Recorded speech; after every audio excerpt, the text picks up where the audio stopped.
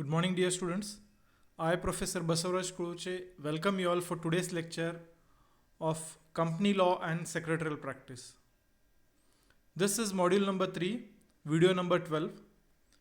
In previous class, we have seen the various functions of a company secretary. What all functions a company secretary performs, we have discussed in that statutory functions and non-statutory functions. Statutory functions were those functions which were binding through the law or through the acts, and non-statutory functions are those functions which are applicable as an additional functions to the company secretary. Today we shall see the responsibilities and liabilities of a company secretary. As a company secretary, when a company secretary is working in any company, there are certain responsibilities which he need to fulfill or certain liabilities as a company secretary. So we shall discuss today the responsibilities and liabilities of a company secretary. The statutory liabilities which a company secretary has to perform are: number 1, to hold a statutory meeting as per the company bylaw or the company memorandum of association and article of association.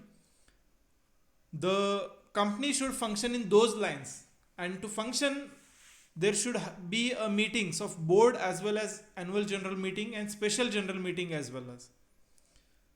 So when these meetings are to be conducted, it is the responsibility of a company secretary to hold the statutory meetings in this regards. Conducting the meeting, sending the notice of the meeting and other things are the responsibility of the company secretary. Then next, second function is circulate the statutory reports. There are certain statutory reports like audit copy, audit report, director's report, annual general meeting report, etc., which he need to circulate among the directors and others. Then to hold annual general meeting. Every year after completion of a financial year, there should be a annual general meeting of the company wherein all shareholders should be sent a notice and called for the meeting, and there the financial status of the company, budget and any other special points would be discussed and finalized. So it is the duty of a company secretary to hold annual general meeting. The next, D, submit to the register of the company regarding copies of annual accounts. Here the audit reports and AGM and other documents need to be complied to the registrar of the company every year after completion of the audit or after completion of the annual general meeting. It is the duty of the company secretary to comply in those regards.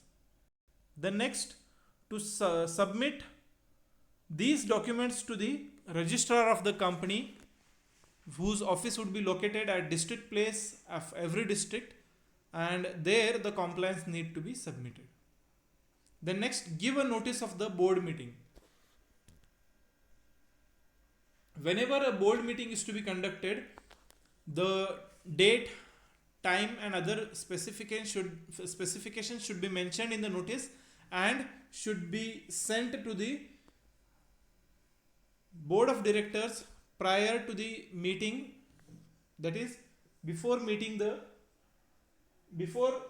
21 days before the notice should be sent to all directors.